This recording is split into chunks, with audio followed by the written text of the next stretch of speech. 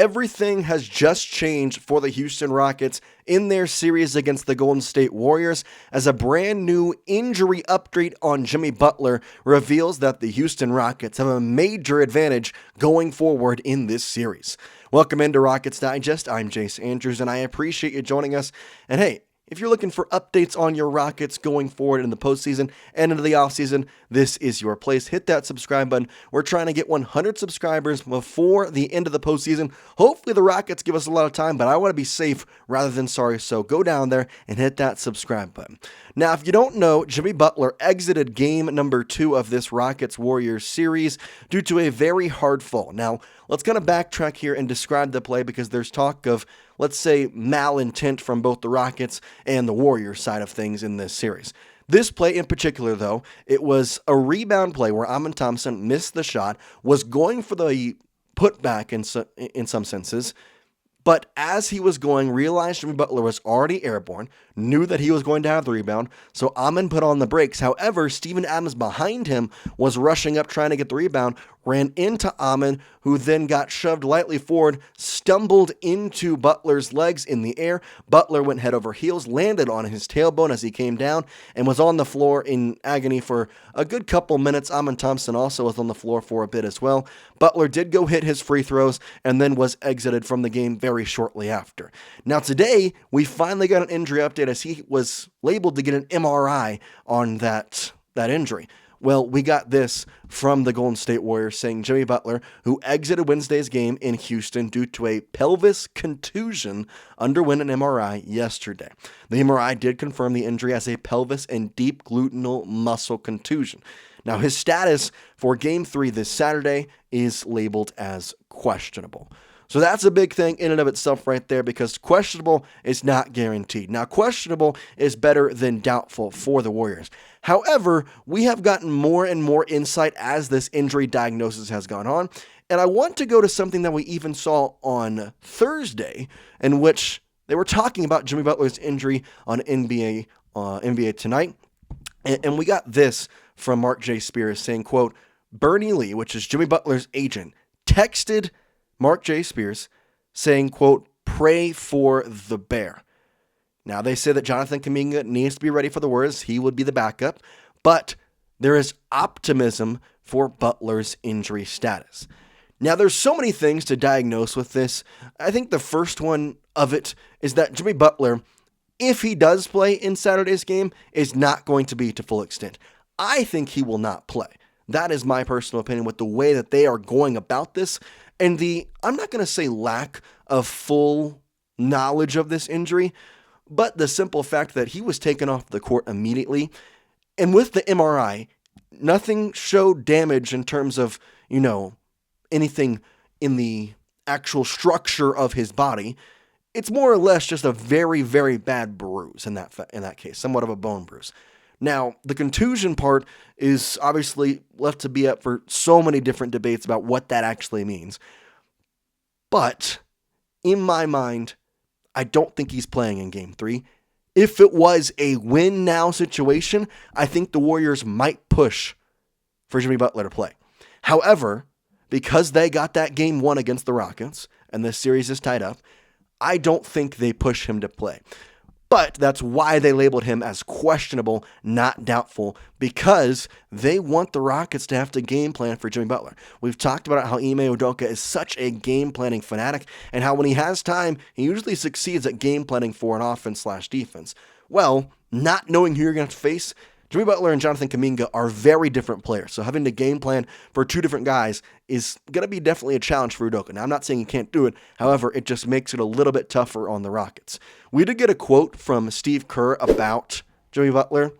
He said this, and it was very basic. Obviously, he's not going to say too much when this was before the MRI revealed that there was no, structural, in that case, damage, saying, quote, I'm relatively optimistic about him, and I think there's a chance he plays, end quote. So not much from Coach Kerr, and you wouldn't expect to hear much from the coach. I mean, I'm sure he knows more than what he's giving onto what his decision is on whether Jimmy Butler is going to play on Saturday or whether they're going to sit him out.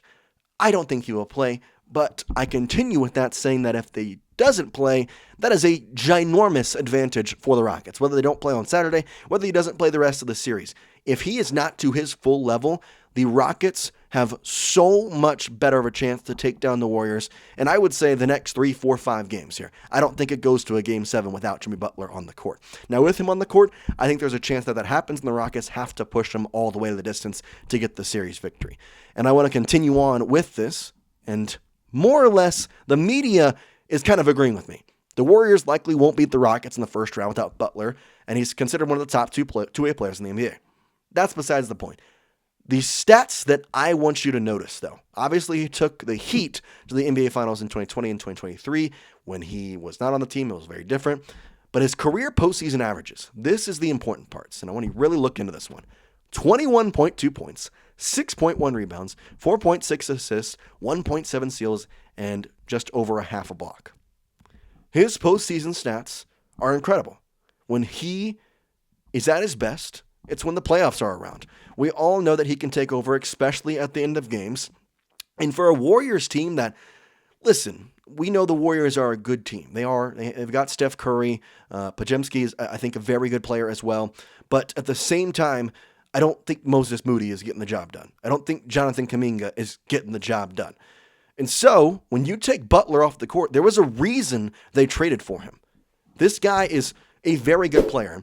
While this season is kind of a tale of two different teams, obviously spending time with Miami and then in Golden State, he's still a solid player through both of that.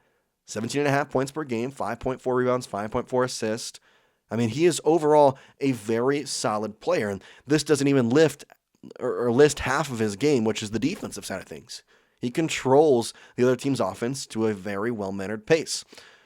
The thing that I see, though, and the reason why this was such an advantage, first of all, for the Rockets when Butler went out, and maybe something that you maybe didn't notice, because, and I'll explain that, Amin Thompson now can kind of shift around to a couple of different places. You can put Amin Thompson on Steph Curry if you'd like. I know that that's not usually where he's going to go. However, if you need to shut down one player, you can put the defensive-minded team of the Rockets, you can switch around players on Steph Curry now, because I'm going to make the other players hit the shot. I'm going to make Podziemski, who, again, by the way, has been dealing with an illness, make him hit a shot. I'm going to make Moses Moody hit a shot. I'm going to make their other players not named Steph Curry hit a shot. Because without Butler, that 1-2 duo goes by the wayside. And I continue with this by looking at stats of the Rockets of the Warriors without Jimmy Butler. Here's his playoff stats. When they were in Memphis, he scored 38 points. He was really the reason they won that basketball game against the Grizzlies, 121-116. That was again in Golden State. Well, then their first game against the Rockets, it was a win in which he played 42 minutes, which you have to remember the defensive side of the ball. NBA stats do not tell you the defensive side. He scored 25 points and held the Rockets to 85. I know he alone didn't, but he is a big part of that. So in that case, you have a win right there with him playing in the game. So 2, I call the play-in game a playoff game. I know they don't consider that, but either way, I'm putting it in here for this purposes. And then he played only 8 minutes in game number 1, or game number 2 rather, and scored 3 points, and the Rockets won 109-94. And that was really a big win. That's a substantial margin in between your victory. But you also forget that in that game number 2, there was 3 fouls on Amin Thompson early on in that first half. I believe he didn't even get through the first quarter. I mean, he had to sit the bench for basically the entire second quarter. So having him back out on the court without Jimmy Butler, the defense for this team becomes even better. I mean, there is a substantial chance that the Rockets go out here and have a kind of a, hey, we're here type game in Golden State. Because as soon as the Rockets lost that first game, there was a lot of media saying, oh, well, counting them out. That's it. They had a good run, but it's the Warriors are the Warriors. Steve Kerr is a great coach. They have Steph Curry and Butler, who's a playoff genius. They're going to be fine. Well, this kind of changes some things, and especially if Butler doesn't play, which, again, don't know that for sure, labeled as questionable, but still, looking at the stats, 25 and 27 without Jimmy Butler this season are the Golden State Warriors. Obviously, that's a lot of games. I mean, that's over 50 games. Half their season is without him. Now, it's because of the trade, but the point still stands. They are a playoff caliber team because of Jimmy Butler. If the Warriors do not make that trade for Jimmy Butler, I think we're talking a completely different story right here. The Rockets are playing the Grizzlies or the Clippers or somebody else. Heck, even the Suns could be in the conversation. I do not think the Warriors make the playoffs without Jimmy Butler. So if I don't think they're going to make the playoffs without Jimmy Butler, if he's not playing, the Rockets are about to feast. Ime Udoka, I guarantee you, is planning for both sides of things.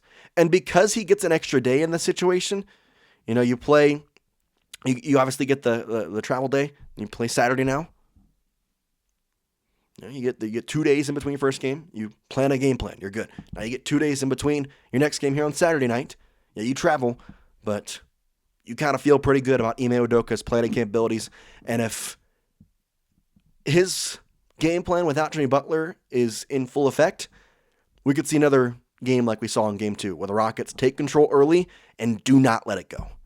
Now, of course, we do not know if he's going to play or not. We'll get more information on that tomorrow, which hopefully we'll get some more content up for that, whether it's short or something. We'll try and get something for the status of Jimmy Butler / video post game, all that stuff. So we'll try and get that as best as possible. So for that reason, hit the subscribe button. We'll have the updates for you for all the way through this.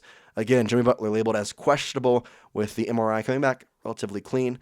We'll see what happens, but for now, Rockets Nation, I appreciate you watching, and we'll see you next time here on Rockets Digest.